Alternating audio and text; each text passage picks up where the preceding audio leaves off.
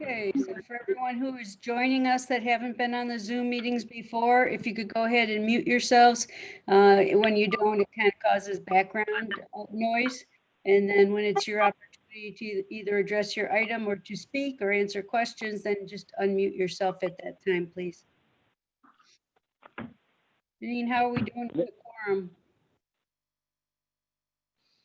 We have a quorum. So Mike, we can start whenever you're ready. Okay. Welcome, ladies and gentlemen, to the Public Safety and Justice Affairs Committee meeting this Tuesday, June 30th. Roll call, please. Calling the roll, Mr. Gallagher, Here. Ms. Baker. See Ms. Baker, Mr. Tuma, Here. Mr. Brady, Here. Ms. Conwell. Present. There is a quorum. Also like the record to reflect that Councilman Miller is in attendance. Welcome, Mr. Miller. Public comment? No, And Mr. Chair, Councilman no one Jones. submitted any. And Councilman Jones is in attendance as well. Okay. In your packet, you'll find the minutes of our June 2nd meeting. If they're in order, I'll accept a motion in a second. So moved. Second. All those in favor? Aye. Aye. Against? Thank you. 2020-0133. Resolution number 2020-0133, making awards on requisition number 46389 to various providers in a total amount not to exceed $1,412,387.68 for the Shelter Care Spectrum of Services Program. Who do we have from the administration? Good afternoon. This is Sarah Baker from Juvenile Court. This is our master agreement for shelter care services. And we did issue an RFP for this service for this term. And these were the only two vendors that applied. During the last contract term, we had about an 82% success rate between the three vendors that we had, which were Carrington, Cleveland Christian Home, and Beachbrook. This is a program that the court utilizes to kind of divert away the kids from secure detention, if at all possible, and keep them more so in the community in a less secure environment.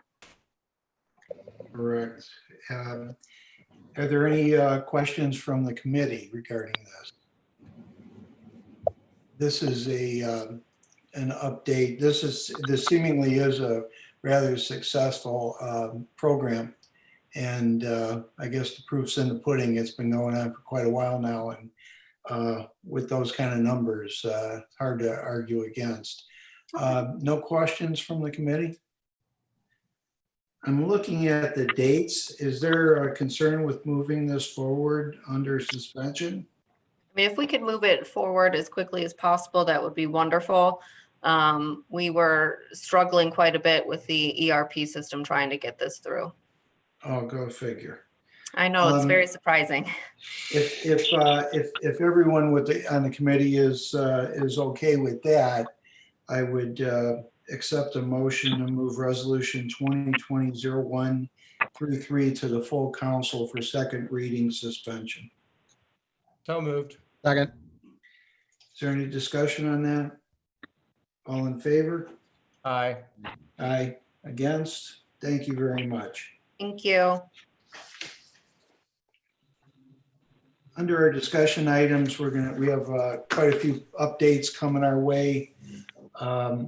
During the COVID, we were doing a really good job on the opioid overdose situation, and then COVID hits and our opioid spiked. So is a good doctor available? Yep. There he is. Dr. Gilson, welcome. Hi, how are you? Good. I was just telling the committee members, we were doing pretty good up until COVID, and then we saw spikes, incredible spikes in our opioid situation. I thought it would be important for you to come in and help us understand that. Yeah, thank you. I appreciate the opportunity, and I sent our latest update, which is now on the screen, to you, and I won't bore you with reading it directly to you. I just want to capture some of the more relevant things and how they impact what we're seeing now I just want to make sure that'll work. Let me just advance this. Oops. Are you going to do the advancing, Trevor? I'm sorry, I won't try to if you are. Yeah, I'm running it. Just let me know. Okay. Okay. I can use the mouse though to kind of highlight some things. First thing I'd mention is the red number up here, 52 overdoses, is the second highest number of opioid overdoses we ever had in a month. That goes back to 2017, February of 2017, when we had 60 opioid overdose deaths. What's different this time around is we have more cocaine fatalities, so we actually had more overall drug overdose deaths in the month of May 2020 than any other month before. If you look at the breakdown by municipality or place of residence, one thing that's unusual is that we had a higher percentage of people from the city of Cleveland. Usually this number and the number of suburban residents is about equal. And when we factor in the people from out of county, it tips towards non-Cleveland residents. But for whatever reason, on this go round, we have more people in the city. You can see the age ranges, which isn't significantly different, nor is the male to female ratio, which usually runs 4-to-1. What is different is we see a higher percentage of African Americans. This number now 3-to-1 is substantially higher than we usually see, and it's higher than population in general.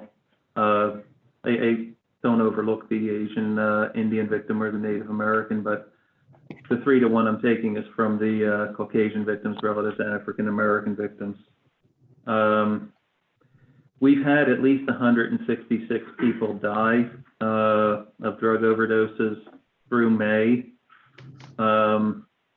That may seem, terrible in comparison to 2018 and 2019, but when I factor out this, number of 60, it actually, we were, as Chairman Gallagher said, this was a month or a year that looked like things were slowing down, maybe because of the quarantine. 2039, I just point out here, or 239 in 2017, this was the year carfentanil showed up in Cuyahoga County, and it was really a game changer in a lot of ways. It impacted numbers in 2018 and especially in 2019. It is not the problem right now in 2020. And I'll get into some of that with additional graphs. We could go to the next one, Trevor, that would be great. You've probably seen this before. The top line is our total overdose trend. 2017 was a high, sort of the high water mark. But we're not on a good trend. 2019 was a slight rise. This will change over time, the projection for 2020, but it seems to be clearly bending in an upward direction. The blue line, or pardon me, green line here is fentanyl. And I would just say that these are numbers that we're projecting outward. But fentanyl has really been the big player probably in the month of May. Cocaine continues to be a problem to us. This number traditionally bends down because the screen we do tests for metabolite of cocaine, which isn't physiologic, it's not active. So the number we have to confirm usually will pull this down some. This blackish line here, 160, is something we do want to pay attention to because that's carfentanil. And if I go back to 2017, it was nearly 200. It basically fell off the radar in 2018 down to 24, and then it rocketed back up to 240 in 2019. A lot of these fatalities are spillover from the early months of 2020. Carfentanil is not the problem right now, so far as we know, and there's a couple lines of evidence to support that. If we could go on to our next slide, please. This is what we are seeing. Blue is heroin, red fentanyl, green heroin and fentanyl combined, purple is just cocaine, and then orange is cocaine and fentanyl. May is the month that really is just attention grabbing, and our big problems are fentanyl by itself, cocaine by itself, and the mixture of the two. And I think that one of the things I would caution is we don't have carfentanil numbers out here. They're not up for the first 3 months, though. So these are what are driving things now. And heroin by itself is not something we see with that much prevalence. We didn't see any in February. Fatal heroin overdoses. Heroin becomes a much bigger problem when we see it mixed with fentanyl. So I think fentanyl, again, is pulling a lot of these things upward, and cocaine by itself certainly is still a player. Let's go on to the next one. Just for comparison, we had 100 deaths between 2006 and 2014, 105 months. Then as we start to see fentanyl and carfentanil show up, the number of months it takes to have 500 deaths substantially drops. 2017 is the carfentanil year. We're not as bad as that, but we're trending in that direction. So serious, serious problem. Next one, please. The impact on the African-American community is that we see a lot of opioid deaths, but the thing that's really driving opioid deaths is the presence of fentanyl. And most often that is in conjunction with cocaine. We don't see a lot of opiate overdoses with things like oxycodone in the African-American community because that really wasn't where the opioid crisis started nationally or in our area. Next one.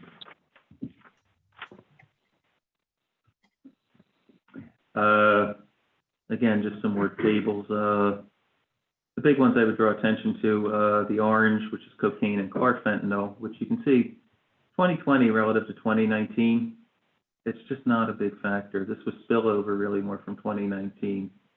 What's the big story? Blue, carfentanil, and then the lighter blue, cocaine and fentanyl. Next one, please. Kind of a busy slide. The solid lines are fatalities from fentanyl and carfentanil, and the solid areas are the number of seizures that we have tested in the drug laboratory. One of the real benefits of the structure of the ME's office as it is now is that we have direct access to the drug testing laboratory. A lot of jurisdictions in the country do not have that, and it is a real shortcoming in terms of communication. What I draw attention to at the end of this, which shows not seeing a lot of carfentanil, the purple, the solid purple area, but we are seeing a lot of fentanyl submissions. Why that is, I honestly do not know. A couple of things I think to bear in mind, though, is the drop-off here may reflect a couple things. One is the tighter trade restrictions with China, which has traditionally been the source of a lot of the fentanyl and fentanyl analogs, and the closing of the southern border because a lot of drugs would traffic in private vehicles coming across the southern border. So I think they always say drug dealers are resourceful people. They figured out a way to get the supply back up, but I think some of the drop that we were seeing earlier was because the supply had been interrupted by those measures. Next one, please. In terms of drugs that we're seeing seized, cocaine far and away dominates the picture.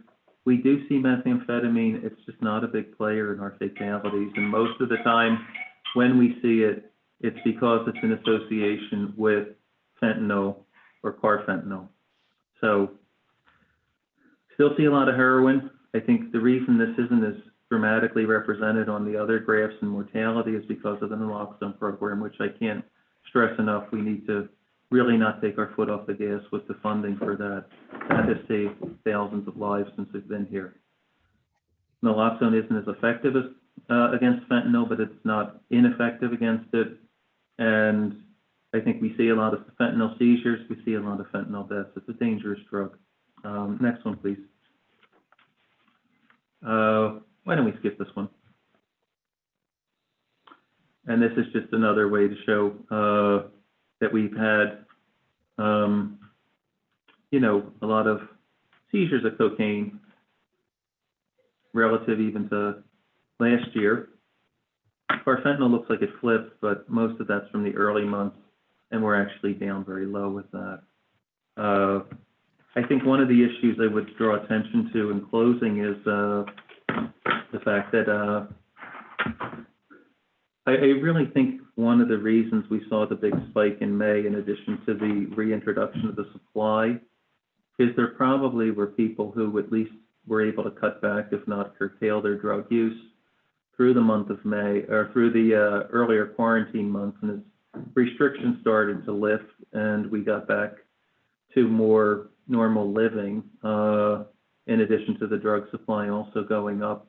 I would say I think probably people had, like anything else we've seen where you take people away from drugs, they lose their tolerance when they go back to the doses they were expecting before. They can't handle that anymore. I don't think it's pointing back at a more potent drug like carfentanil.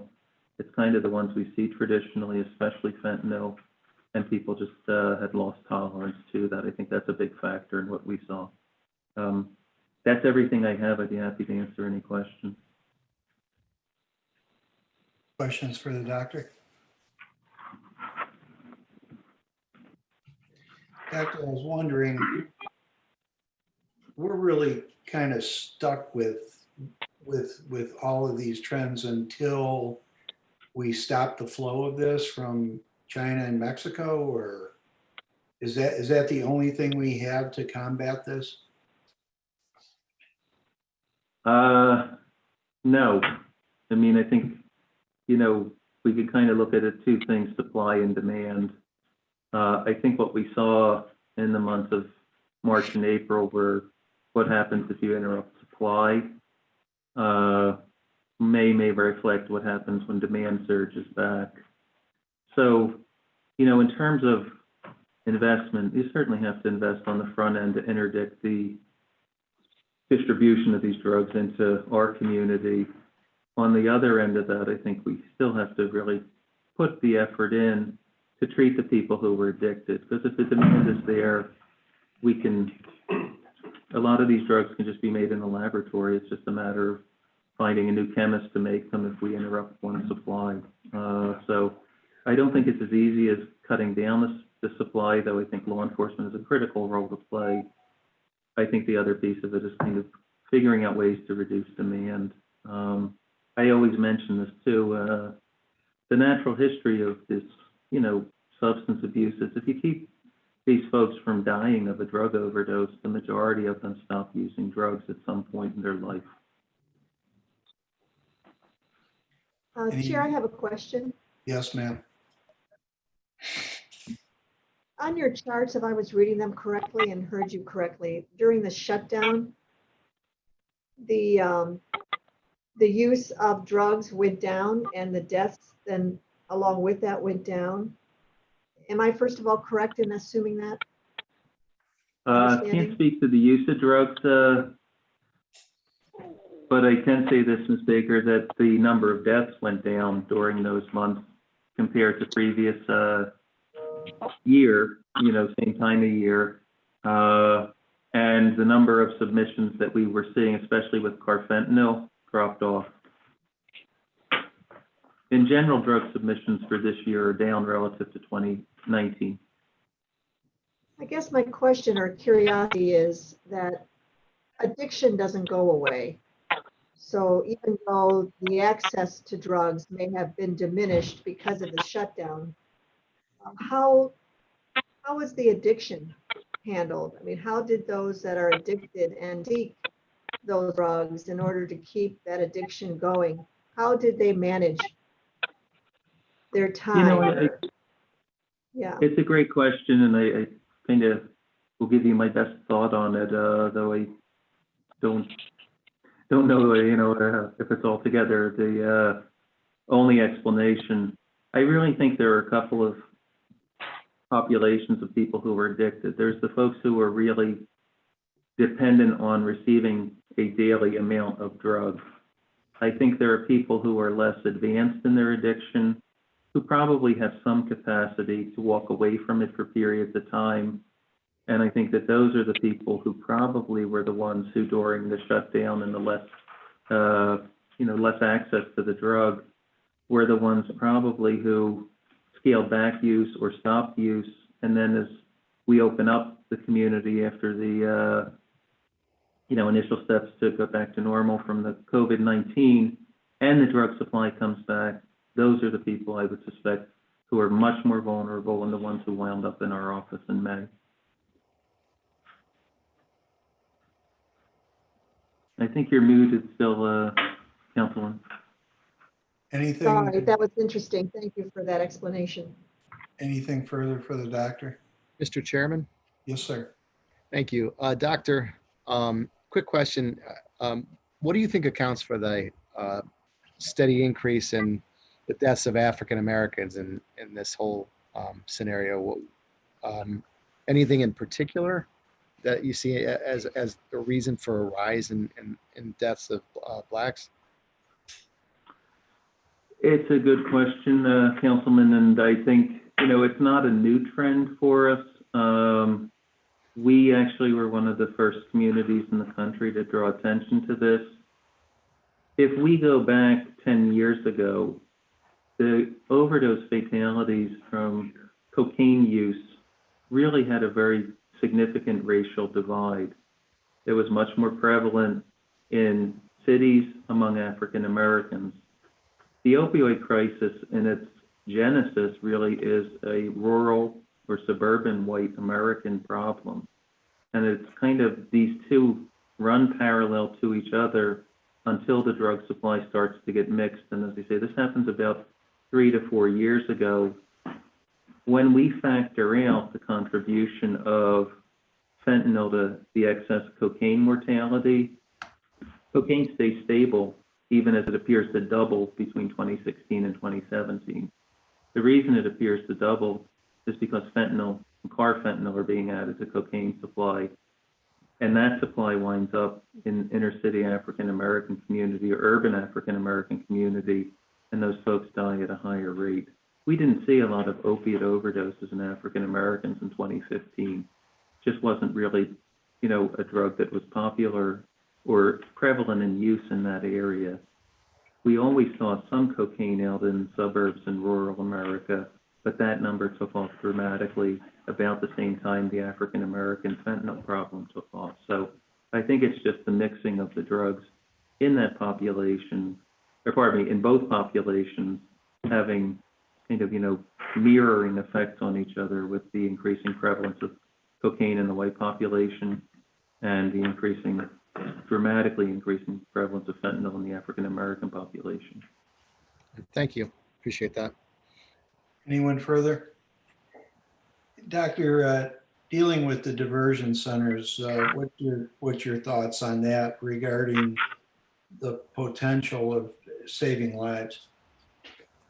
I'm sorry, Councilman, I missed the beginning of your question. The diversion centers that we're talking about building, what are your thoughts regarding the potential that those give us in saving of lives? Sorry to confess my ignorance. I'm not sure. Diversion center, you mean the handoffs or? Rather than jail, taking people that are drug addicted and or alcohol related crimes, that instead of taking you straight to jail. No one's talked to you? No, they have different terminology. I am aware from, discussions with Judge Sinnenberg and Judge Mattia that the success rate for people who complete drug court for maintaining a year of uninterrupted sobriety is substantially higher than even the people who don't complete drug court, and they maintain a higher level than people who have no intervention and are basically incarcerated and make do with whatever programs can be available within the jail. So I think the diversion, it's a hard thing to kind of cast a bigger net over because we don't have decades of experience with it, but the data that I do know is that it is worthwhile to try to offer people a solution to what puts them in the legal system as opposed to a one-size-fits-all, put you in jail and see if I can help you once you're in there. The success rate is higher. What I'll do is we'll try and bring you up to speed on that. I think your voice is going to be an important one as we move forward with these facilities that we're talking about building. and it's a little bit more intricate than the drug courts, but in connection with the drug courts. So we'll do that for you and hopefully have you participate as we move forward. Sure, glad to do that. Are there any other questions for the doctor? Doctor, thank you very much. We will have you back again soon. Thank you. Thanks. I hope with happier news. Thank you. Is the sheriff available or someone to speak on the riot gear?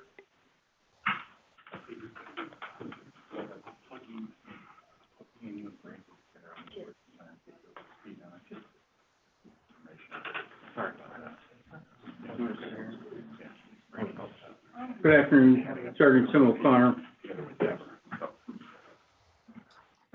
Your name again, please? Sergeant Tim O'Connor. Thank you. Could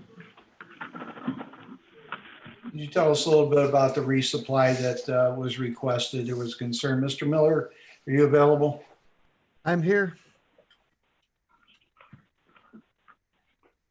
Sergeant O'Connor is at your beck and call. Okay, so the first question I have is whether Cuyahoga County has a written policy on use of force as pertaining to this non-lethal equipment during a riot or civil unrest situations. Sir, we have a written policy in reference to use of force. We also have a written policy in reference to many of our non-lethal weapon systems, neither of which speak specifically to riots, however, are more all-encompassing, covering a multitude of areas.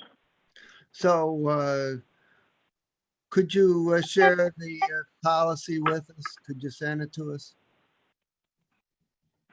I'm sorry, sir, you'd like me to read the policy? No, I'm asking if you could, subsequent to this meeting, send us an electronic copy of the policy so that we can read and review it. Absolutely, sir. And did a review take place, and did you determine whether or not the use of such equipment during the events that took place in downtown Cleveland was consistent with the policy, or were there discrepancies? Sir, a review has been conducted of all of our policies and is still being conducted of all of our policies. These living documents are being updated on a regular basis.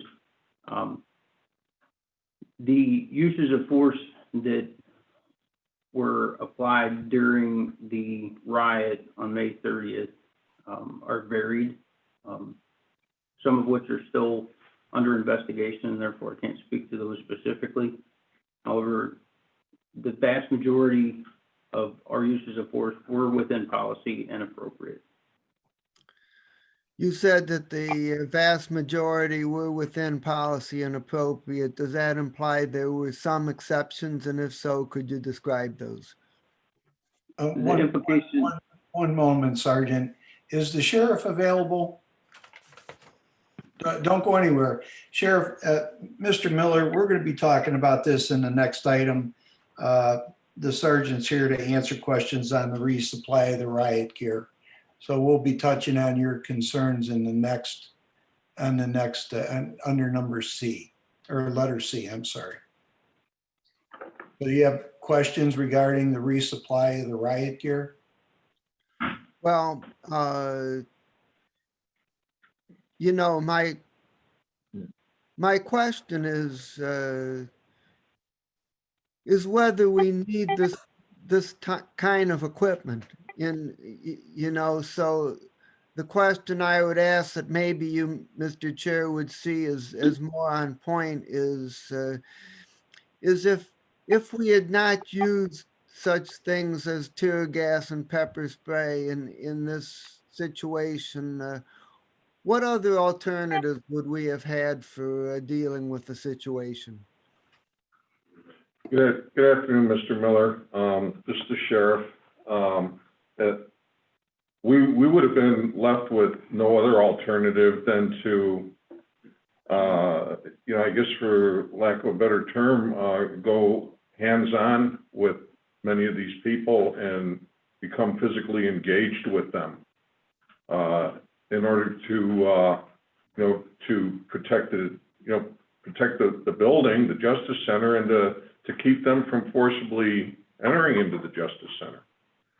That would have been the only alternative, up to and including possibly having to use deadly force.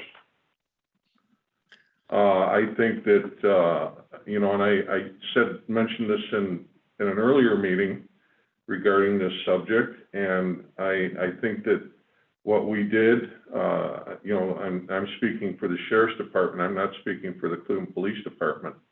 I think that based on the circumstances, we acted prudently, and I believe we did what we had to do to protect the safety of the building, as well as the public safety as well, and protect the safety of many of the participants in this event who weren't actually, they were there to lawfully exercise their rights and protest. Unfortunately, there was that faction there that wasn't there for that purpose, and most of the footage that has been shown now in the media, I think, gave the public an idea of what we were up against on that Saturday. Mr. Chairman, to the sheriff, on that point, there was a major article published over the weekend that suggested that most of the violence and destructive activity occurred after the use of force was initiated rather than prior to it, and that the use of force may have exacerbated the situation, and I'm wondering if you could comment on that report that came out over the weekend. Well, I didn't read that. If that was, I don't know where that was published. If that was in the Plain Dealer, I didn't get a chance to look that over. And if I did, I only skimmed over it very quickly. But I know that at the onset of this event, when we were attempting to keep people from getting into the Justice Center, the crowd had advanced up the Lakeside Avenue steps of the Justice Center and were practically nose to nose with the officers that were trying to keep them from entering into the building, and I'm literally forcing their backs to the wall. I know that there was some film footage that's been shown repeatedly through the different networks where there's a young lady there swinging a baseball bat, and the bike patrol officers as well as deputy sheriffs are backed up to the glass with basically nowhere to retreat. And so when there was when those devices were deployed, that was to get them to move back. That was the last resort. Prior to that, officers were able to hold them off. But as you can see from the crowd, they rushed forward, and that compression factor took place where they're, putting them up against the wall. And so that was, at that point, that was the only way out. So, Mr. Chairman, to the sheriff, my concern is that even the so-called non-lethal equipment can have very serious health effects on people that it's used upon, and so I'm deliberately being cautious and saying that it should never be used because you always have to ask, well, what's the alternative? But I do express that I have concerns about it, and I have no further questions, Mr. Chairman.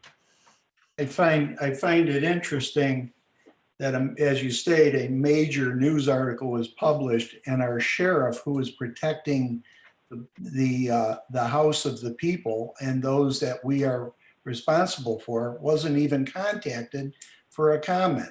So I would suggest that you take that with a grain of very liberal salt. We're not here for that right now. I want to get into the riot, want to get into who did what and what was ordered.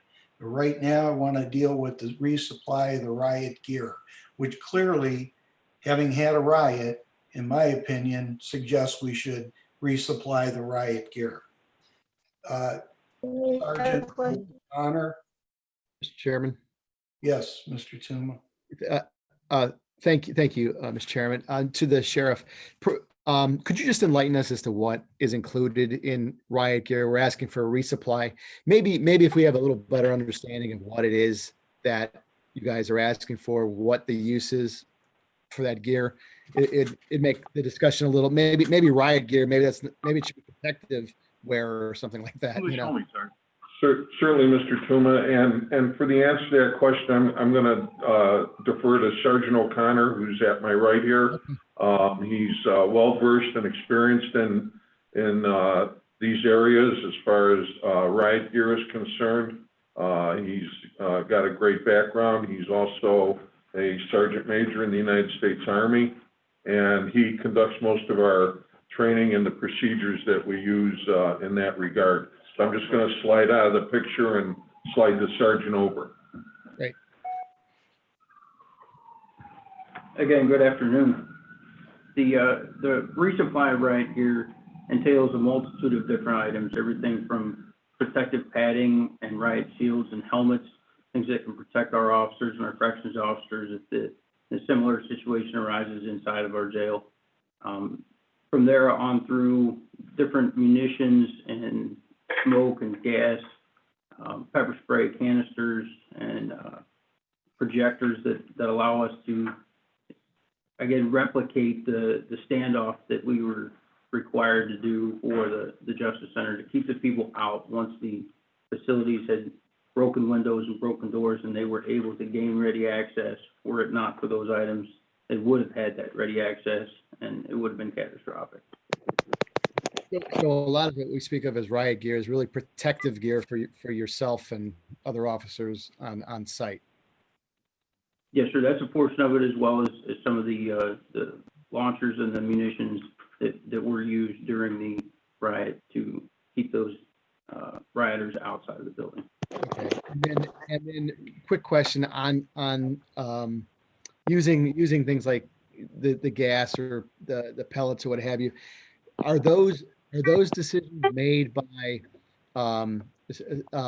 specific individuals on site of a particular event, or do they is it called in from higher up depending on a general situation, or how does that work as far as the determination to step up a level of protection for yourself or city property or county property? Those decisions are all made by trained individuals that are on site. I can't, from another position, understand the same thing that an officer that is in a different location is seeing and feeling and hearing. And so our training focuses on readying every officer that is going to be in a position to potentially deploy one of those uses of force, to be able to make that prudent decision. And some of those officers, even if they're able to, will ask for clarification. Is this appropriate? Should this event happen? Or should this person cross this line? You know, is it okay to utilize this type of force? And I made those decisions for our SWAT team on the 30th of May when asked, but every one of my officers that was deploying something as part of that protective measure was trained and certified in its use and are capable of making those decisions individually should I or another leader not be standing next to them. Okay, I appreciate that. Thank you for the clarification on that. Thank you. Ms. Baker? Did you have a question? Councilman Tuma asked the question I was going to ask, so thank you. Is there anything further on the resupply of the riot gear? And we'll segue right into the riot itself after that. I would imagine there's nothing really to vote on. I would imagine unless there's an objection here to the sergeant's testimony that this would go back. I guess it wasn't approved, but does it have to go back to the Board of Control? Mr. Miller or Ms. Baker, I'm not certain.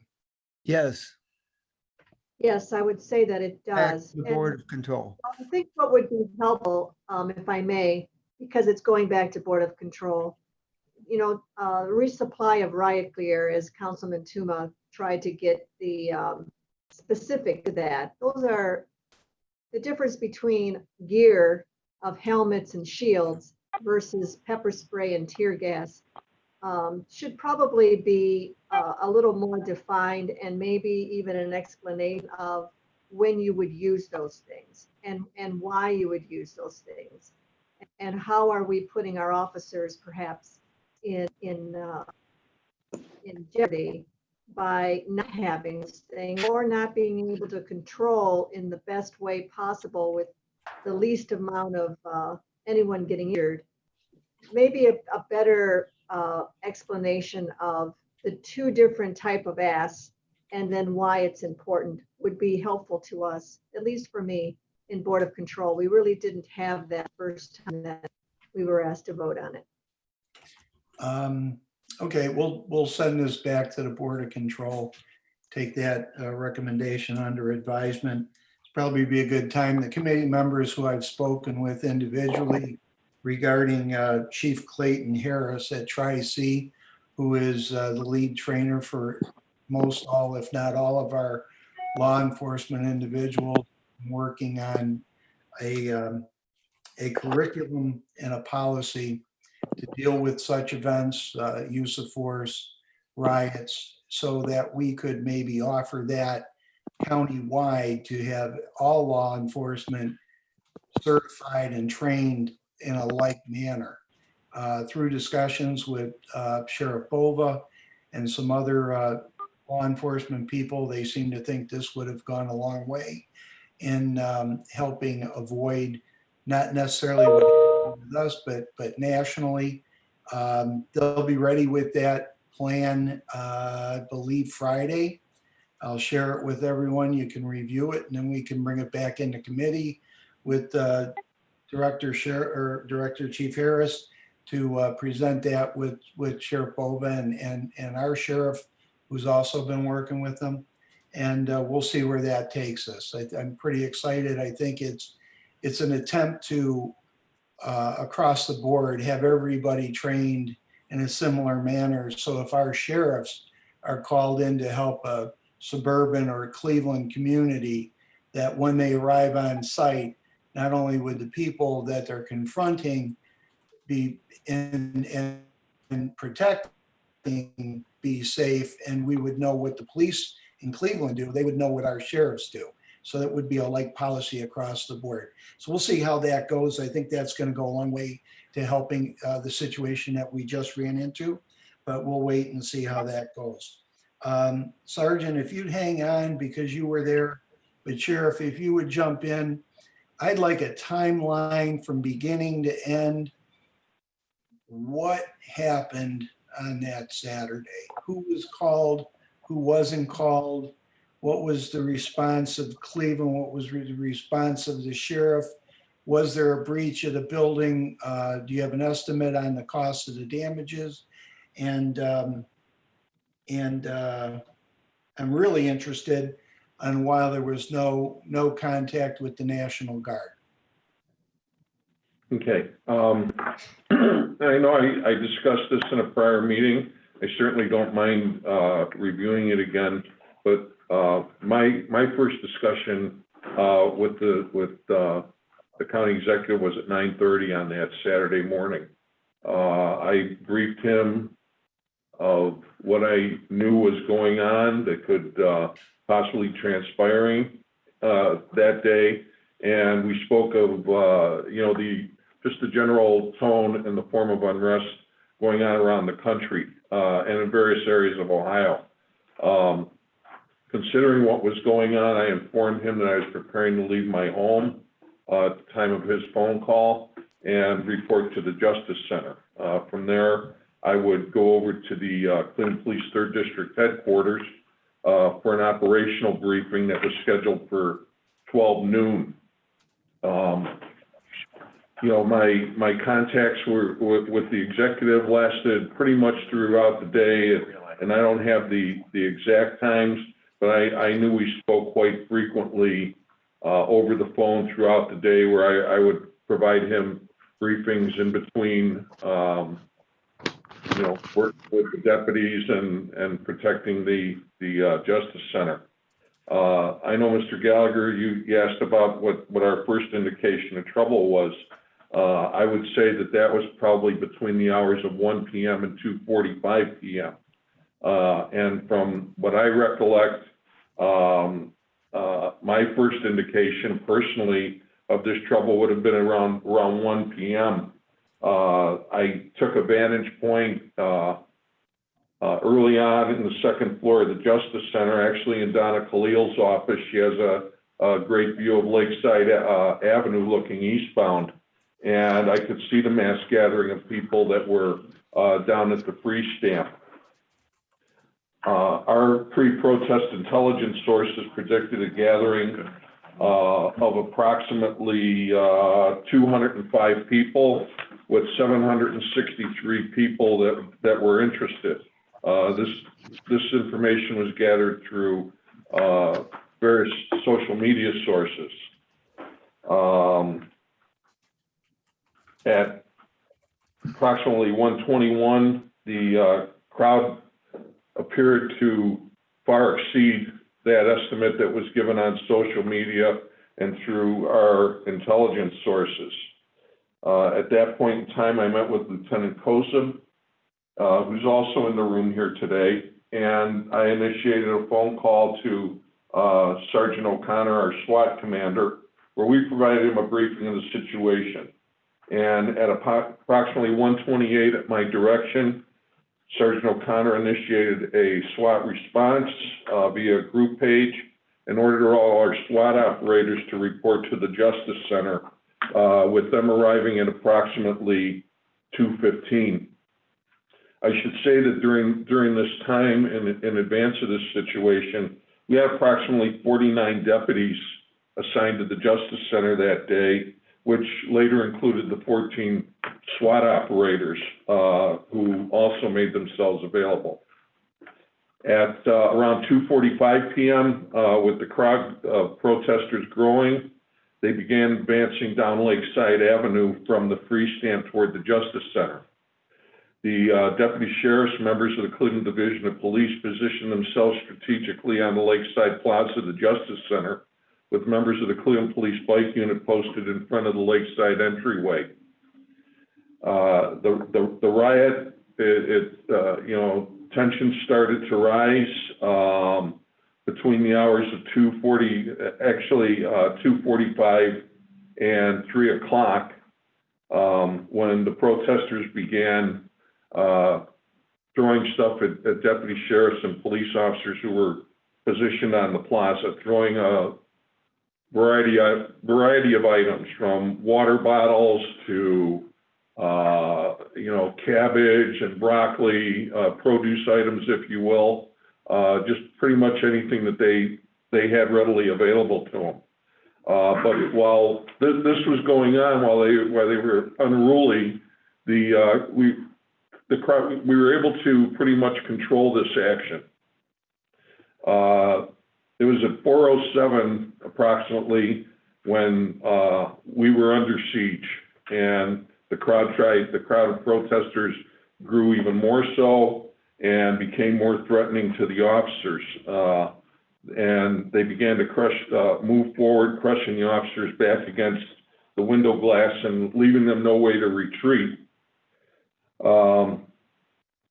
that time they began attempting to breach the parking booth outside of the judge's parking garage, at which time I had ordered all electrical power controlling the door system there to be shut down. If they would have got into the booth, they would have been able to activate those garage doors and enter into the Justice Center. Since they couldn't do that, they began breaking out the glass. There's a man door there in the center. We had deputies inside who held these people off physically with riot shields to keep them from entering into the building. And they persisted in trying to get into the building, but we were able to hold that area and prevent them from getting in. Throughout this whole episode, which pretty much lasted, as I said in the beginning, from 2:45 to 6 o'clock, we had various areas of the building that protesters were attempting to invade through breaking glass or just trying to find any way they could to get into the building. We've had deputies report individuals lighting Molotov cocktails to throw through the broken window glass. This was on West 3rd Street, and we were forced to engage these subjects with tear gas to prevent them from doing that. So at 5:53, some of the last glass areas to be broken out were at the first floor clerk's office over at Ontario Street, and we were able to hold those areas as well. And contrary to what's been previously reported, excuse me, there was nobody that entered that Justice Center. Nobody got past the deputies, and excuse me, we were able to hold those areas and protect the we also had the inmate population to be concerned about as well in this. So it wasn't strictly the Justice Center, and we weren't worried about them burning papers. But I think any of us could imagine what would have happened if they were able to invade that building and have free reign. This would have been much bigger than the police station house being burned in Minneapolis. So I tried to shorten this up rather than going through every event, because some of this is repetitive as I go through the timeline. I know, Mr. Gallagher, you had asked if I contacted the National Guard. I did not contact the Guard, nor am I aware how the Guard was activated. I did learn later on, though, in doing some research in preparation of this, that there was a story published by Mr. Chris Mosby, who's a staff writer for a paper called The Patch, in which he indicates that at 6 p.m., the mayor of Cleveland, Frank Jackson, contacted the National Guard.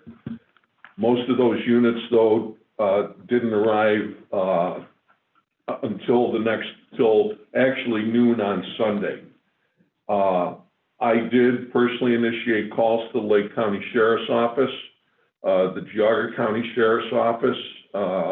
Lake County had things of their own going on in that city, as well as the Summit County Sheriff's Office.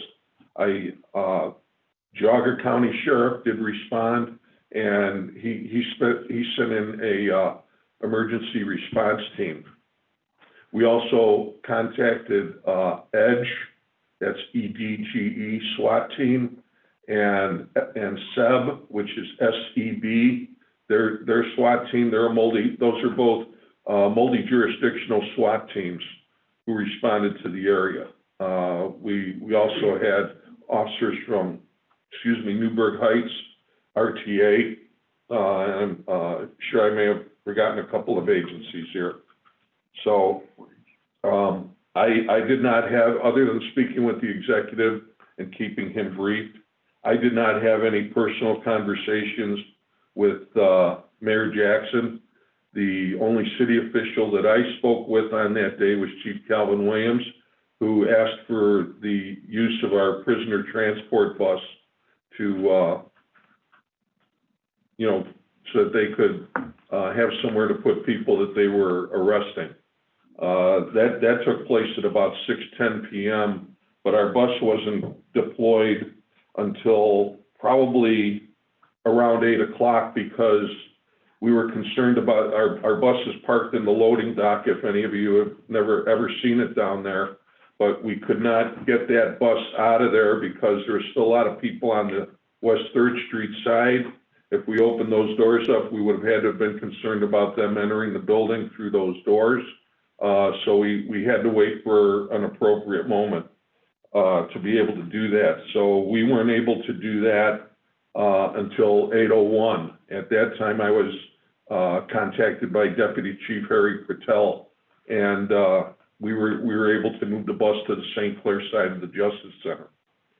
So that's pretty much about it. But I will answer any specific questions that someone may have. Did our deputy sheriffs participate in any of the policing of downtown as these groups went down and destroyed business after business? Did we participate in any of that? Mr. Gallagher, part of your question cut out. If you the beginning part, if you could repeat, please.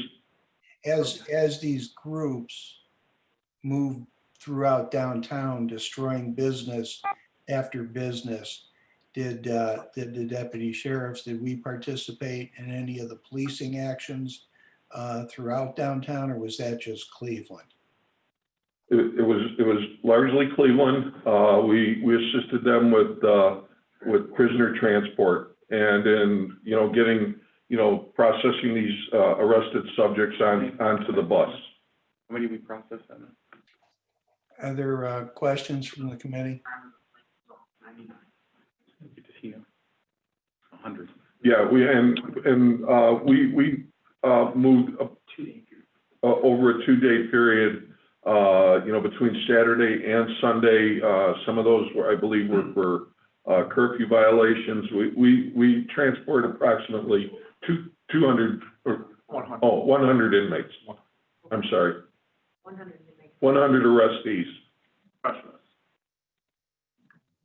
Check a question. Well, there's been conflicting reports of who those were that actually did the rioting side of the protesters. Did we determine that there was a separate group that were riding on the coattails of the protesters and just showing up and causing this damage and they weren't from Cleveland? Or were they determined to be was that resided in Cleveland? I know that we've been, Ms. Baker, I know we've been working with the county prosecutor's office on a lot of these issues in trying to prosecute some of the individuals that did a lot of the damage in the downtown business district. I don't have an answer for you as yet as to who these specific groups may have been that were responsible for initiating this riot or for being outside agitators, if you will. But I can get you those answers to see if anything's been discovered as of yet. If I may, Chair, just to follow up, just for the record, Sheriff, if we didn't interfere, let's say it was protest got out of control for whatever inside-outside agitators, what do you think would have happened to downtown if you had not been there? If we had not been there, Ms. Baker?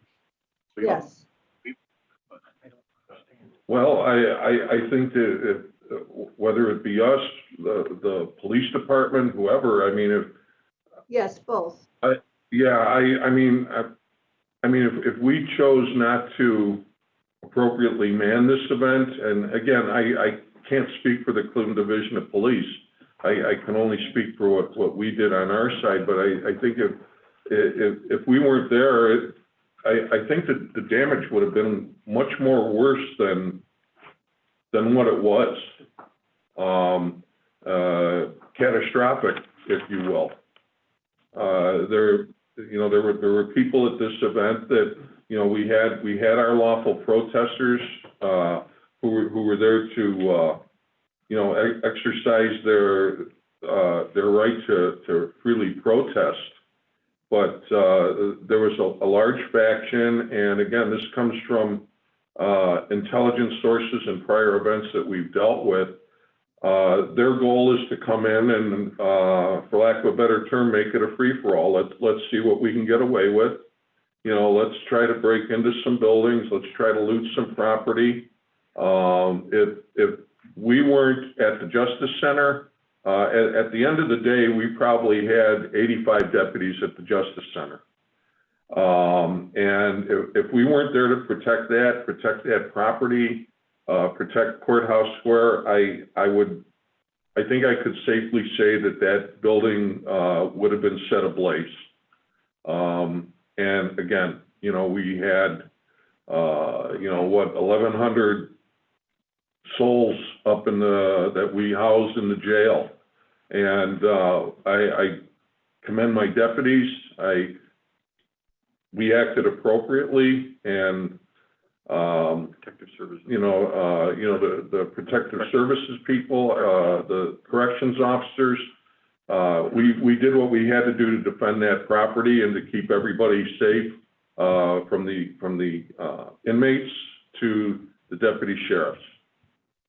Okay, thank you. And if I may, Chair, during Board of Control, we were asked to contribute along with others that were contributing, and our share wasn't nearly as much as some others' share, for the construction and replacement of both storefront glass, destruction of interior buildings, replacement of equipment. I don't know if Councilman Miller remembers the total number. 8 million seems to come to mind, but if Councilman Miller can remember the total number of what needs or what was requested and what is being contributed by our downtown community organizations, that show you the extent of the damage that is now either under construction. Perhaps there'll be some reimbursement, but it was very extensive. And I was curious, if you weren't there, how much more that would have been. So thank you for your answer. Yes, Ms. Baker, and I thank you. And as I said, I think if we wouldn't have been there in whatever capacity we would have had the opportunity to act in, yes, it would have been a lot worse, I believe, than what it was. It was worse enough when I saw it on Sunday morning. I couldn't imagine, if there wasn't a law enforcement presence available, what it would have been like. And I thank you again. Thank you. Mr. Chairman. Sheriff, there's one thing that I was told by, I can't even remember who.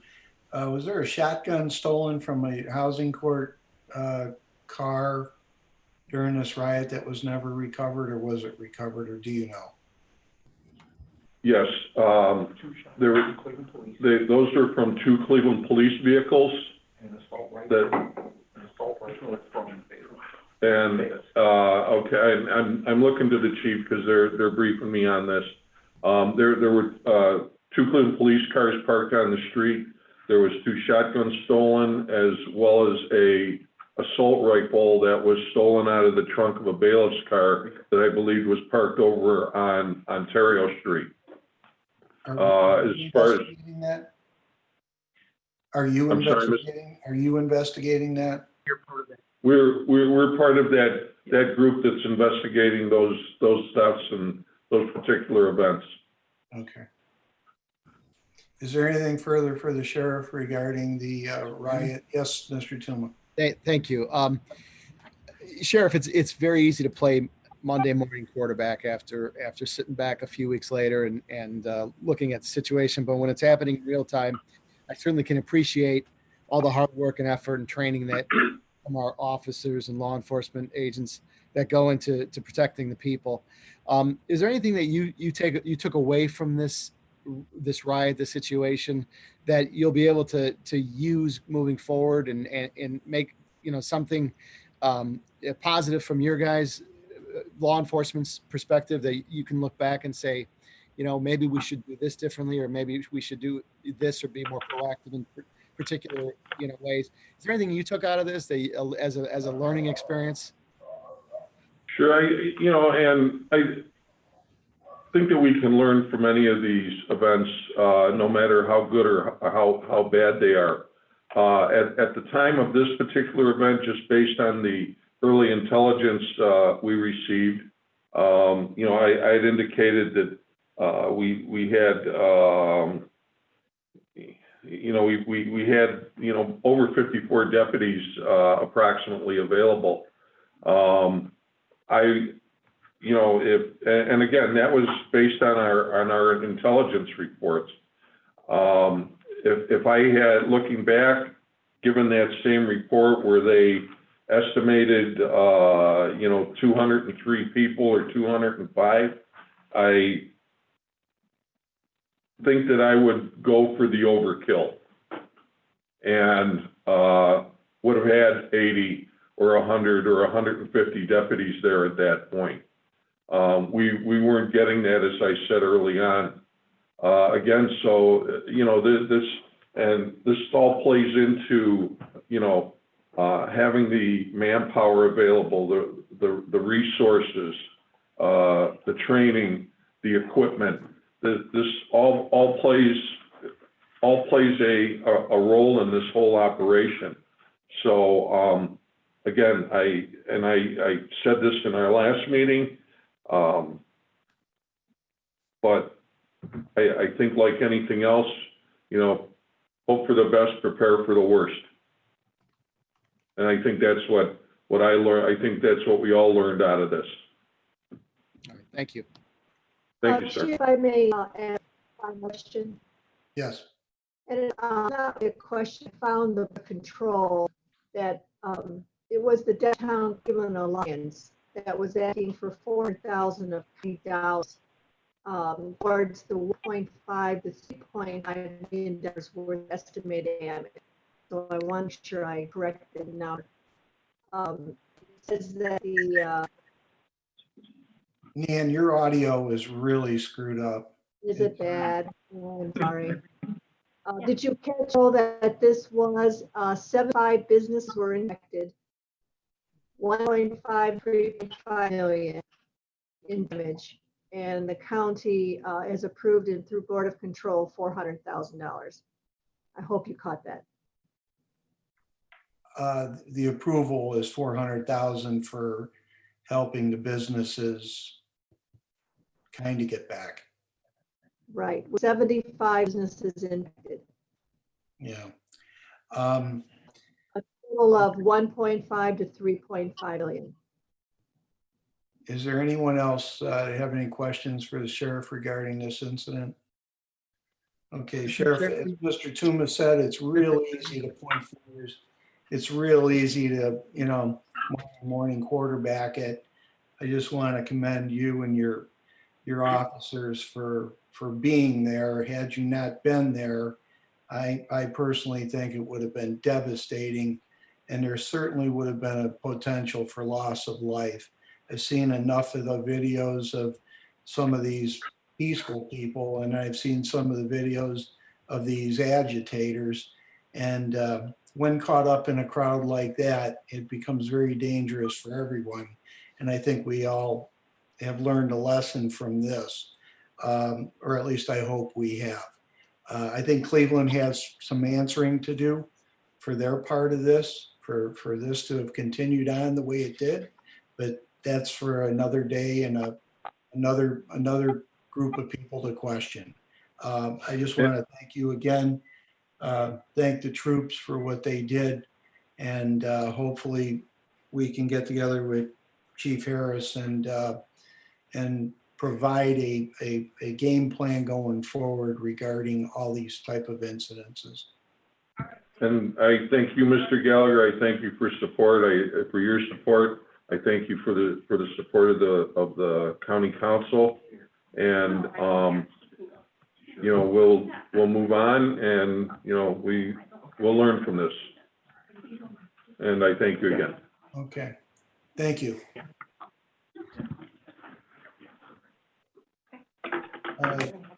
Just real quickly, jail medical, wanted to check in. How we doing over at the jail? Do we have Dr. Bruner, or who do we have? Yeah, I'm here. Hi, doctor. Hi, good afternoon, guys. How is everybody today? Oh, it's been a long day. Yeah. So I have an updated slide deck that I can show you. I'm just going to share my screen, so give me just a second. Okay. Hi, Rhonda. Hello, how are you? Good, good, good. Thanks for being here. Okay. All right, can you guys see the screen? All right. Okay, so I think one of the first things that we wanted to talk through was the fact that we had 6 days of no COVID recognized cases within the jail. I don't know if that was Rhonda's thumbs up for the 0, or if it was for something else. But I saw the thumbs up. And that was the process. We got to that 0 number based off of all the work that the staff collectively did around maintaining PPE utilization, following process, the surveillance in relation to testing, and the monitoring in relation to finding people symptomatic and screening them as well. So this was an effort that took many people engaged in relation to getting down to that 0 number, all teams. And just as a reminder, the key best practices around minimizing viral transmission, it includes population measures, infection control measures, the testing component that you are aware of, which includes the surveillance for asymptomatic cases, as well as testing people who are symptomatic. And then the management once people are recognized, that include nursing assessments, provider visits, and mental health care because of the isolation. And to move on, I thought I would show, hopefully you guys can see this slide well. So this is an updated slide that shows what our numbers have been as of the end of the week of June 13th, or the end of June, as of June 13th. So you can see that as of that time period, we were at 0 for new COVID cases. And we had a total of 7 people at that stage. We went to 0 as of the 18th. And then we were down to 62 people in exposure isolation. So really excellent moves. And you can see the last time we talked, we were at the peak of these numbers in relation to the graph back in May. And the slide is just reflecting what we talked about in May, which is the continued monitoring of the projections in comparison to what our actuals are. And we continue to be going down the path of small numbers relative to what could have been. And our caseload for total positives overall is 162 out of 1,100 inmates. So from a summary standpoint, we currently have 3 people who are COVID positive and are being monitored within the jail. These 3 individuals were recognized on admission through the admission processes within the 7-day piece, or early on in relation to symptomatic testing. And so we haven't had a new case within the general population of the jail in a while, I will say. We're looking at more than a month to a month and a half of any new cases that came from within the jail itself. At this stage in the game, what the corrections team and Metro Health are working on is really trying to navigate the expanding population within the jail itself, which is under the next step piece on this slide. The ability to house people in single cells is decreased as the volume is increased. So we're looking to increase the surveillance testing to manage any double housing or dorm unit housing that has to move forward as the volume in the jail from a population standpoint increases.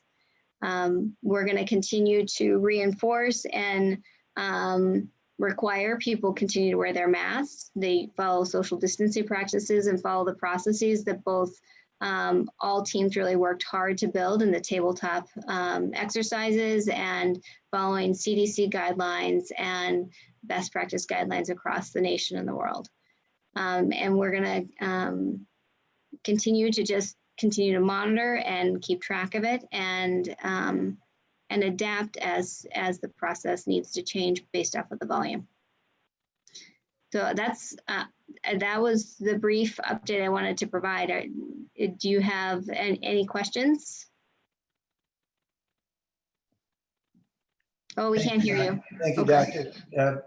I just saw that 0 number and I was amazed at it. It's I assumed it was just all your work.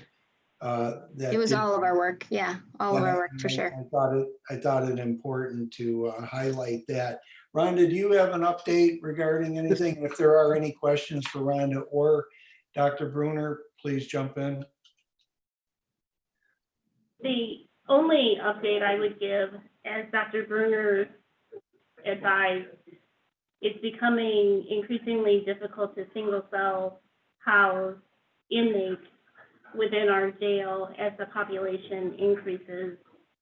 We're trying to morph our practices in order to continue the positive results, but it becomes challenging more and more every day. And the staff, and when I say staff, I mean Metro Health as well as the corrections staff, have to be immediately responsive in order to try to be ahead of the issues. What's our number today? I believe it was 1,140 maybe this morning. It's been my great concern that as we start getting back to normal might look like 12, 13, 14, 1,500. And I think we really have to work with the court and put them on notice that the real numbers are hovering around 1,000 to 1,200. So I think we have to keep a real eye on that. Yeah, 10:30, tell them. We have a average this month already of 1,120. We keep that stat every day. And so it's been slowly increasing. Yeah, and I think, you know, to the credit of both teams, we're working really hard to morph the process that we're using to reduce exposure amongst people.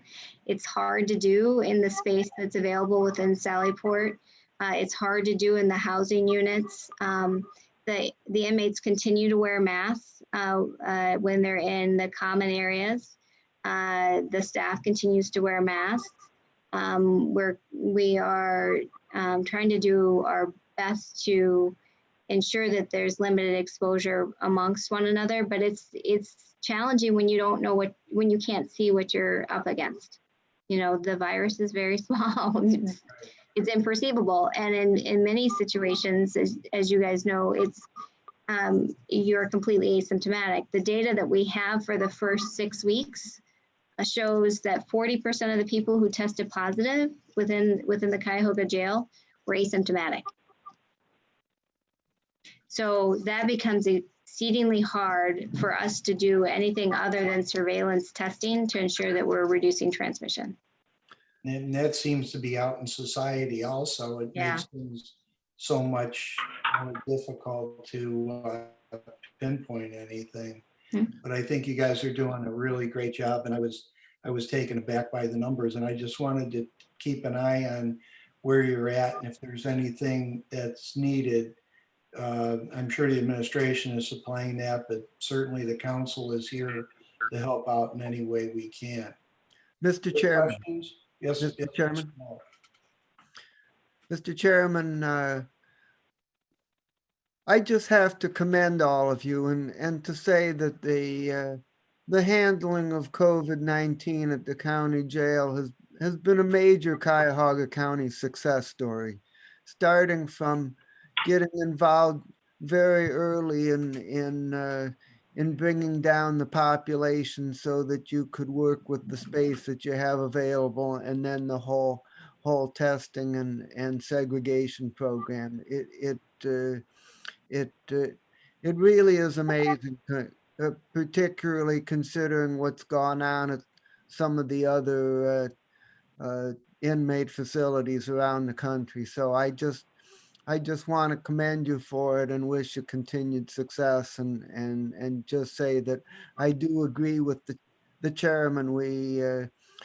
We don't want to go back to where we were in the past in terms of numbers. We have to continue to ride herd on that. But with that being said, I think you've really done great, and it's a real public service that has saved lives and served our community well. Thank you. Thank you. Are there any other questions for Dr. Bruner or Rhonda Gibson? Chairman? Yes, sir. I just need to echo your comments and Councilman Miller's. That jail population, it was a huge success for the criminal justice system collectively to come together and do what needed to be done to bring that jail population down. We had tried time and time again before COVID-19 came along, but it just provided an impetus to get it done. And to have that population where it is certainly is a critical component to the success of Metro and all the work that's going on right now. And we certainly don't want slow creep to have that number rise again. So we certainly have to, as they've said, want to keep watching it. I don't know if we need to codify, legislate, or whatever we can do to cement in the good work that was done at that time to make it a part of our process going forward. But again, I just want to commend and acknowledge and recognize all that Metro has done, and again, the whole system around this moment. Thank you. Okay, looks like we're good there. Thank you very much. I think it was important to hear this, and I think it was important for you to hear from us on how fantastic we think you're doing in the toughest of toughest situations. So thank you very much. All right. Thank you. Everybody have a great day. Bye-bye now. We're going to take D and E together, or I'm sorry, E and F together. And Mr. Mason or Mr. Corey. Your numbers speak for themselves. Councilman Gallagher, Chief of Staff Bill Mason is on the phone to address those items.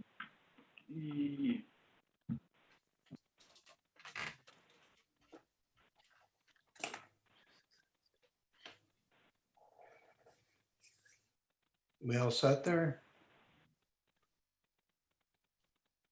I'm checking. I'm good. You here? Yeah, we can hear you. Okay. I just want to say it's a tough act to follow up behind the sheriff and Metro Hospital and all the things that you guys just discussed. It's really been a good turn of events for our justice system down there. So I agree with everything everybody said. But I wanted to follow up with it. I'll tell you, Mr. Mason, I don't think there's any mystery that in part, if anything, you've been a real positive over in the jail. So I think yourself, you should take a bit of a bow, because as we have watched that thing almost fall apart, it doesn't go unnoticed that the detail that you immediately gave to that has been helpful in getting us where we're at. So we certainly thank you and your team for all your input. The reason I had the hazard pay and safety force layoffs on the docket was the council, some of the council are getting inundated with emails and calls, especially on the hazard pay. And I know you had a tiered system, and I thought it important if we could put it out there, what the tiered system was, what the thought process was behind it, and how people qualified or didn't qualify as best you could do it for us. Sure, I could do that. So as you may recall, when first CODIV hit and nobody really knew anything about how and what to do with it, certainly we were getting demands from many of the bargaining units that they wanted hazard pay. And we were, at the time, we didn't have any funding to give out for that. So we were pushing back saying, no, no, no, no. Well, then when the CARES Act package came through, it permitted hazard pay for certain workers. And so when that came through, we sat down, I pulled pretty much all of our directors who had anything to do with any of our workforce. And I believe we probably had 20 or 22 people on the call. And we went through every single bargaining unit we had and tried to differentiate who might be eligible for the hazard pay and who might not. And kind of what our guiding light, if you will, on who might be entitled, it was first and foremost those who were dealing with people who had CODIV like right up front and center. And that certainly would be the correction officers, the juvenile court safety staff at their jail, our deputy sheriff. Some of those people are just right on the front line. And we tried to differentiate that from anybody else who might be just dealing with the potential of getting CODIV from any other act. So we went through it from unit to unit. We probably spent 3 or 4 hours on the phone going exactly through every unit. Then after we kind of like narrowed the units that we thought were applied, Holly Woods then went individually into some, and I unfortunately don't have her work product, but went individually into some of the job titles and positions that might qualify for that, and ascertain a small number of non-bargaining members who would be eligible for it. So we went through the whole process that way. Then we offered 2 different tiers. So there were some that we thought, like certainly again, the corrections officers were really up on the front line. We knew there was CODIV patients in the jail. We knew there was that those members were dealing with it right up in front. So we thought that there would be what we call a higher tier of hazard pay. And then there was those who were just dealing with it in a general level, but not so direct as that. So like construction workers who were dealing with people randomly, on the job, people chasing down dogs on the kennels would be into people's houses and stuff. Those people were like a lesser, at least that's what we thought was a lesser level of hazard pay. So the ones who were the high tier, we gave them $1,350, and those on a lower tier, $1,000.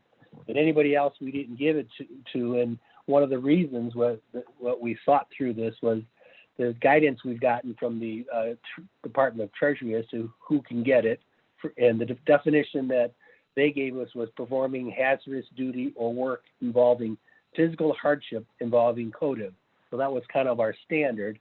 And then the guidance also said that in essence, that it prohibit across the board hazard pay to all employees. So somewhere there had to be a cutoff, and we just kind of worked together and made that determination. As we determined it, the lawyers who were negotiating with the bargaining units, as they were having these discussions over the hazard pay, and if the unions were to make a very strong argument why that they should have been considered as a hazard pay, we had those discussions, and in a couple instances, not many, we allowed them. So that's how we came to those determinations. And the layoffs with the safety forces, we're comfortable in layoffs in safety with what's going on in the world today and what we just dealt with, as opposed to layoffs throughout the county. Have we had any layoffs throughout the county? On the county council side, we have not. Has the administration had individual layoffs? I don't believe any have gone into effect. I think, if I'm accurate, July 2nd is the first date for anybody to be laid off. And there's a total of 9 law enforcement personnel, just depending on who you're calling law enforcement, as you know, who they are. But there's 1 court security, 8 protective services, 1 deputy sergeant. And I understand that that unit wants to take a new vote. I don't know if that's happening yet. They want to maybe vote for the furloughs. 2 correction corporals, and then we had 5 correction officers scheduled. And then that's probably going to change just because the numbers of personnel we have at the jail now, the corrections officers. We were at 695 in beginning of March, and we just, through attrition, we're down to about 655 now. And my conversations with Rhonda have been that 650 is the absolute minimum she could have. So I don't know that we'll be laying anybody else off there. We lose so many so quickly that we'll probably be hiring there, quite frankly. Well, we're always hiring there. That's my concern, is that we're going to once again fall behind. And that got us into a jackpot before. And I would prefer not to go there again. So that was the we had. Sorry. That's our, you know, we've had the discussion. I think that's where we're at. I mean, you know, we had to be fair with all unions, you know, when it comes to those who were taking the furloughs and those who weren't. But in this situation, it's just necessary that as of now, we probably will be hiring people, you know, beginning next week again. Questions for Mr. Mason? Looks like he got off easy today. Well, that's good. At least that's out. It's the explanation is out there for anyone concerned with anything further regarding, especially the hazard pay, how we got there. So seeing nothing, thank you. Thank you. Have a great day. Be good. Lastly, Mr. Dever, CARES Act building alterations and the timeline that you have. How are we doing? Good morning, Mr. Chairman and members of council. It's a pleasure to be before you again this afternoon. Sorry? Good afternoon. There's like 2 in there, or 3 or 4. Anyways, we have a brief presentation we want to go through. Matt Reimer is at another location, and he's going to cue it up here. There it is. So we just want to give you a brief overview of maybe our building modifications that'll be taking place in the Justice Center. At the same time, give you an update on projects away from building modifications that I think would be of interest to the committee. So with that being said, Matt Reimer, why don't you cue it up there? Thank you, Director. Good afternoon, Mr. Chairman. Good afternoon, committee members and members of council.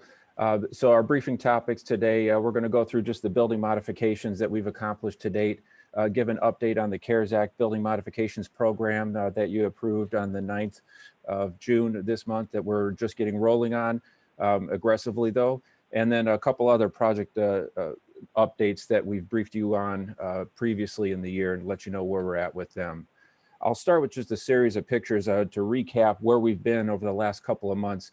We've taken a really hard look in concert with all of the judges, all the courts, their administrators, the clerk's office, and all the other folks in the justice system to look at our 3 major court facilities and really analyze how we're going to get people into the building, up to the places of where the court proceedings need to happen, and how we do all that in a socially distant and safe manner and really manage it well. So you can see here we've got a lot of queuing, socially distant queuing and building markouts that we've done in the Justice Center atrium to really focus in on our limiting factor, which is the high-rise elevator systems.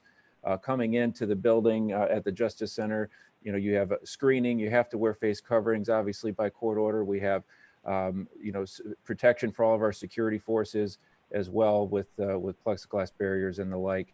And then traffic circulation, people traffic circulation throughout the building is marked. You can see an example of this overlooking the the Ontario Street entrance, where we have queuing lines set up to get into reception areas. The 3 tables below in this picture are manned by the housing court, municipal court, and court clerks. And then there's another reception area closer to the warden's office that all the common pleas customers attend to before they get a pass to head up to the court's tower. Something similar over at the old courthouse, we have a concierge reception area set up in the atrium, again, socially distant. And this is where all the pedestrians that come in the public that come in to the building, they check in first before getting unnecessarily routed throughout the building. And then we have the buildings marked with circulation patterns throughout. We also have been in all of the courtroom facilities. That work continues, but for the most part, the majority of all court facilities are set up in a socially distant manner that we had analyzed by our architect team. They're marked where people can approach various aspects of the court, and then you can see plexiglass barriers where we need to keep folks separate from during in-person hearings. This example is at the Juvenile Justice Center. Here's an example of work that was done at the Court of Appeals to have them ready for business with the tri-member panel, separating the two, or separating the judges. We're also now in full swing on getting set up in our HHS facilities for reopening. This is an example at one of the HHS buildings, as is this reception desk with barriers that support the public interaction that we have throughout those buildings. So we focused, I'll pause there just for a second. That's what we've done to date over the course of the last month and a half, and working very closely with the courts and our end users just to be able to get the doors open. As you heard, as when we briefed the building modifications program, we now have the task of getting these things more permanent and more sustainable for the longer term, depending on how long we're going to be living with this virus, and the recommendations of social distancing, limited occupancy, and HVAC things has led to what we're doing with the permanent building modifications program. So to that, since approval on June 9th, we've fully assembled our project management team. Here's an example of the organizational chart that we're using with our public works staff. We also have an owner's representative and a construction manager. But more importantly, I wanted to highlight up here at the top, we have our criteria architect and engineer teams in full swing right now. And they are running on throughout the county, developing the design documents for the projects and the types of projects that we briefed you on during the build up to this program approval. We also have our phase 1 construction contractors ready and waiting for that design work when we have the packages submitted by our criteria architect teams. A side note, the phase 2 effort that was discussed at length during our program approval, the proposals the period closed today, and we had strong interest from the market on those proposals. So we'll be moving through that here over the course of the next few days for selection. With the status of the program, as I mentioned, our program administration team is fully established. Our criteria architect teams are in full production on design documents. In fact, we had the first 2 criteria packages on the design side submitted to us for county review today. We anticipate the vast majority of our criteria architect packages to be done by mid-month or end of the month, speaking of July. That'll translate then to August construction starts for some of the packages, moving aggressively into the fall. The types of projects that we anticipate in our Justice Center facilities, the 3 main court facilities, is what I'm speaking of, are restroom fixture automation. That's a package that is in design now. We've done significant work on what needs to happen with our HVAC systems, specifically some additional filtration measures, ultraviolet light additions to some of the buildings, but more importantly, a bipolar ionization process, which can be readily installed into our air handling system. So we're working on design packages for those. Speaking to what Ms. Gibson and Dr. Bruner just talked about, we have a number of open dormitories within our jail facility, and with the fear of potentially additional inmates coming into the facility, or that capacity rising, we need to make sure that we have a means to isolate some of our open dorms to provide her with additional isolation capability than she has now. So that work is in aggressive design now. We specifically have a visit from the Bureau of Adult Detention on Thursday of this week to talk through this project and among others. We're looking at permanent transaction barriers. That is in design for all of our clerk spaces. There's significant public interaction and public terminal use at all of our clerk spaces. That project is in full design now, as well as an expansion to our Ontario Street entrance to the Justice Center. That is a very condensed location for all the public entry, and we anticipate losing the lakeside entry because of all the demand that there will be going up to the elevator.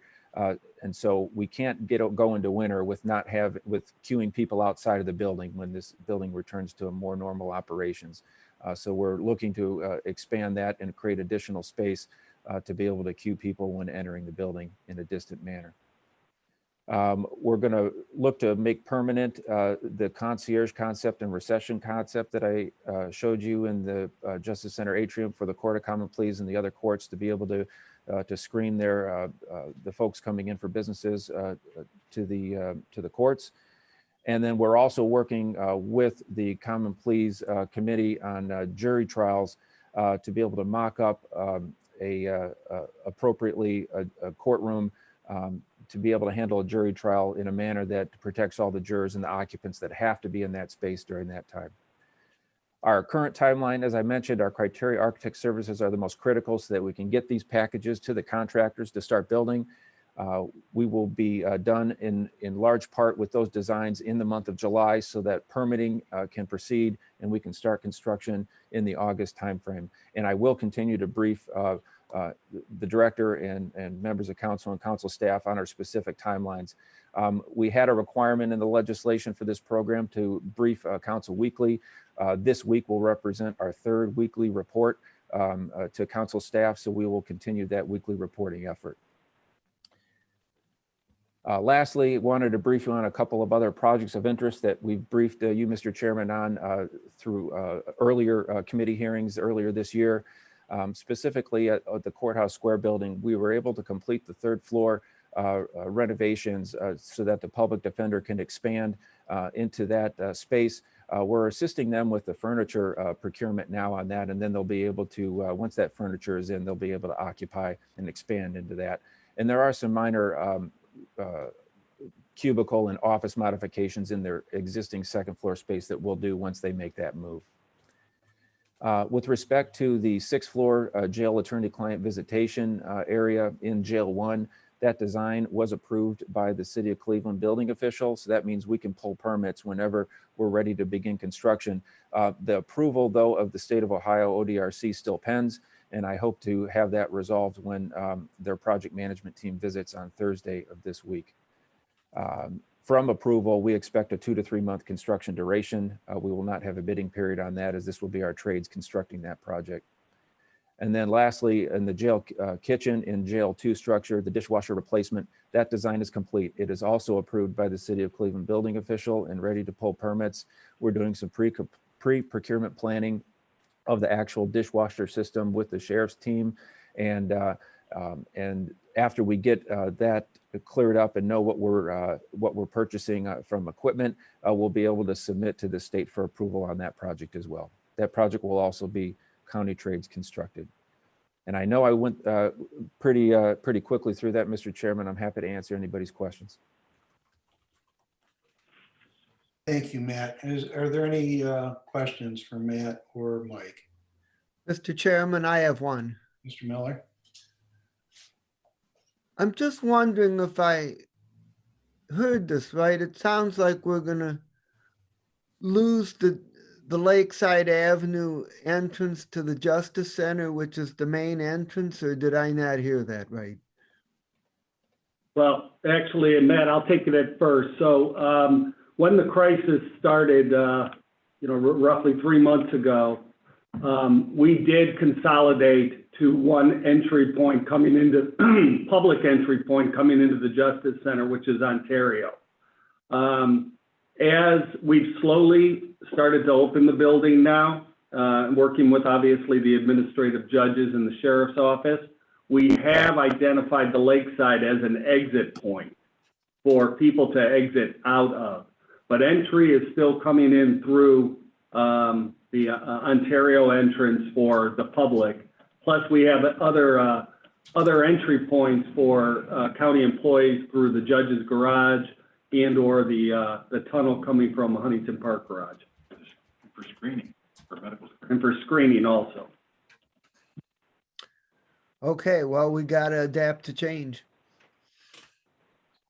Yeah, this has really been a collaboration with the sheriff's office because obviously they have limited resources also. So we're trying to make the best of everything that we have here. And it's really, I think it's worked out well. The administrative judges and those stakeholders in the courthouse, I think they're pleased with the efforts to this point. Anything further for Matt or Mike? Chair, I have a question. Yes, ma'am. Hopefully you can hear me. Yep.